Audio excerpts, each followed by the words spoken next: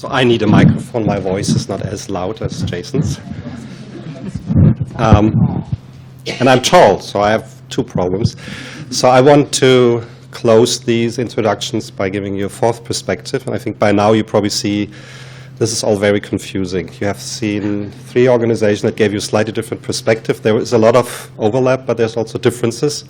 And one big difference that PLOS is bringing to the table is, of course, that we are a publisher and not an organization that is providing this as a service.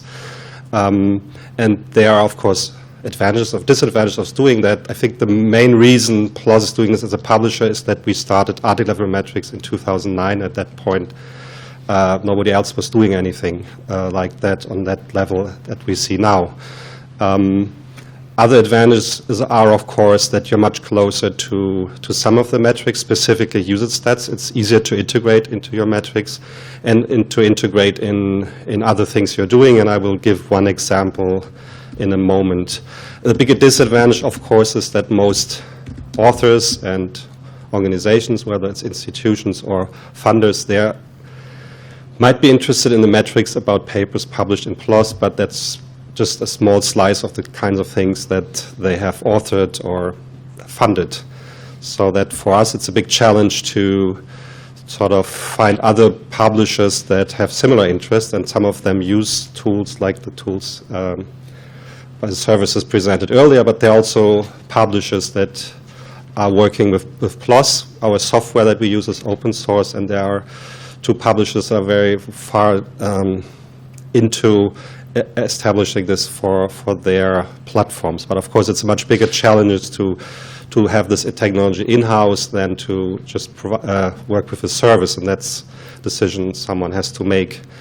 The title of the session is Metrics 2.0, and one way to look at this is to say that by now we all know that you can collect these things, that the technology is there, there are places and people you can go to, and you can get these things. So I think it's no longer the question whether or not it's possible to collect metrics about tweets or Mendeley bookmarks, etc., about your papers, but it's more about going to the next stage. And I think the discussion will have some of the themes about integrating these things, comparing things, etc. And one aspect that I want to talk about and give some examples is that it's very important that you look at metrics for the individual article. In our case, PLOS is not so much publishing other research outputs like data sets and things we mentioned before. But at some stage you want to aggregate this again, and this is maybe by author, all the papers somebody has authored, or by institution or by funder. And we have just this week soft launched an application that helps us do that. And you see the URL, that's almreports.plos.org. This is still beta. Official launch will be June 20. And one of the problems I realized this morning, because we didn't pay attention, Internet Explorer doesn't display the top part. So there's information and links in there. So sorry, Alex. We work on that.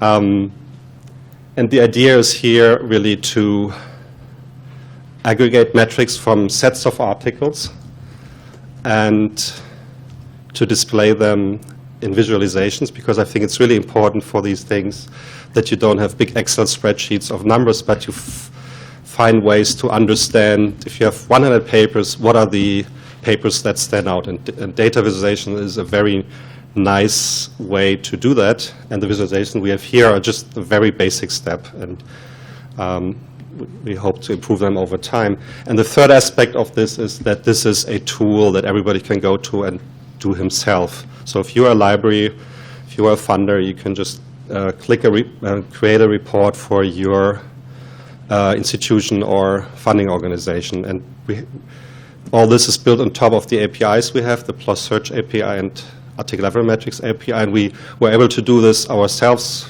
before, but it was just too hard. Not everybody is into talking to APIs, using languages like R to create visualizations and data analysis. So this is really a tool where everybody can do that.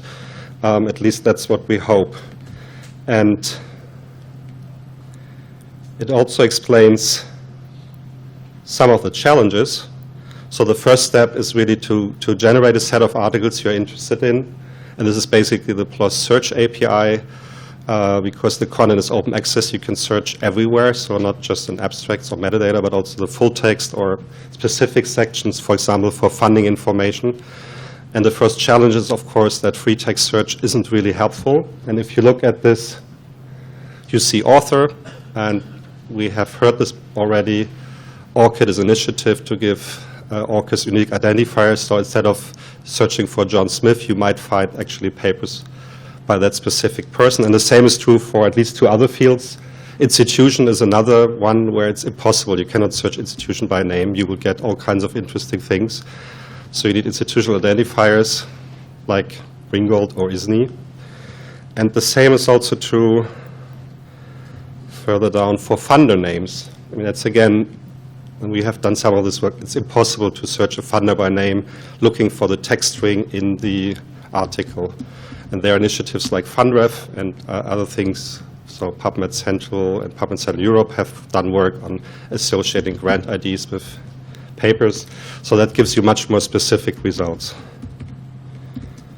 So the first step in this application is really to find a set of papers. And the second step is then to get a list of results. And I'd make a shortcut here in the interest of time. What I did is do a search for all papers funded by the Alzheimer's Association. That's, I think, 112 PLOS papers. And you get metrics, which is lists of numbers that you can export to Excel, the things that were mentioned before, and you can do visualization. And again, this is early stage. We found that bubble charts, maybe they're intimidating, but they're really good for visualizing things for if you have somewhere between 10 and maybe 500 articles. So at some point it gets confusing. And this is basically article age as the x-axis, the number of downloads and PDF downloads, HTML views here, both PubMed Central and PLOS website. And the bubble size is, in this case, Scopus citations. And the last thing is the color, which is the journal. So orange is +1, so lots of that. So bubble charts gives you 4 dimensions, and for some people it's confusing, but it's a really easy way to get an overview and something you could, for example, say, so these 3 papers on top are all highly used, and these 2, which are a little bit older, are also highly cited, but this one is not. And one conclusion you could do is this paper is 19 months old, so maybe it's too early to expect a lot of citations, and this is a good indicator, well, we have to look out for this. This is really an interesting paper. Or it might also be, this is a novel neurotrophic drug for cognitive enhancement in Alzheimer's disease, and that's a good example for a paper where there might be public interest. So you're a patient, or rather you have a patient with Alzheimer's in your family, and you want to know about things like a novel drug, and of course, I haven't looked into this paper, but that's just something that raises interest, and that's interest very different from citing a paper.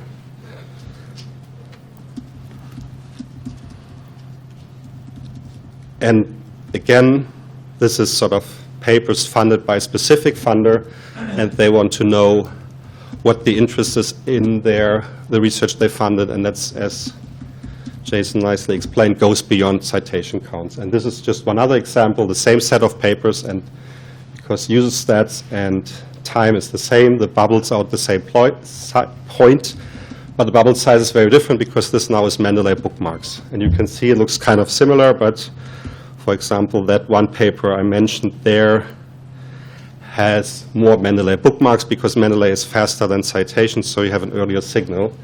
Mendeley bookmarks and citations, in our experience, are weakly correlated. It's not simply, well, you have Mendeley bookmarks and then it's cited, but it's a little bit more complicated than that because there are many people that, for example, put papers in their Mendeley library just to read them because it's a PDF viewer. We have 2 other visualizations, which is one is looking at subject area of all these papers, and the last one is author locations. Just that's not altmetrics, that's just the location information in the paper. And this is just to show you where you can go with this information in a tool that people can use for themselves. And there's just many different ways how you can display this here already, and you can also export the data and the figures, and of course that you can develop this over time. And with that, thank you.